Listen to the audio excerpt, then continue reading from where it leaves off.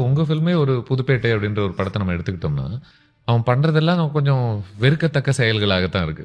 ஒரு பெண்ண போய் ரேண்டமா திருமணம் பண்ணுவதாக இருக்கட்டும். அதில் ஒரு ஒரு லைன் சொல்லுவார் கொக்கி குமார். கல்யாணத்துக்கு போகிறோம், போகிற இடத்துல பொண்ணு நல்லா இருந்தா சரி பார்த்துட்டு வணக்கம் எல்லாம் சொல்லிட்டு போகிறது ஓகே. நமக்கு இந்த மாதிரி ஒரு ஒய்ஃப் ஏன் கிடைக்கல, அப்படி அதை உன்னால் எடுத்துக்க முடியும்.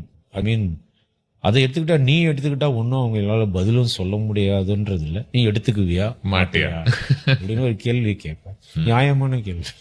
ஏன்னா நம்ம நீங்க இது சொல்றதுனால டக்குன்னு தோணுது, நம்ம ஹிஸ்டாரிக்கலி பார்த்தோம்னா அப்படிதானே பல திருமணங்களே நடந்திருக்குல்ல ராஜா காலத்துல. சான்ஸ் கிடைக்குது. அதுவும் இல்லாமல் லவ்ஸ் தட் என்னால் முடியுது, தனி ஹாப்பினஸ் என்னால் முடியுது. எவ்வளோ பேரால சொசைட்டியில் முடியும்? எந்த விதத்தில் நீங்கள் ரவுடி இது எல்லாம் சொல்கிற, உன்னால் முடியுமா இது பண்ண?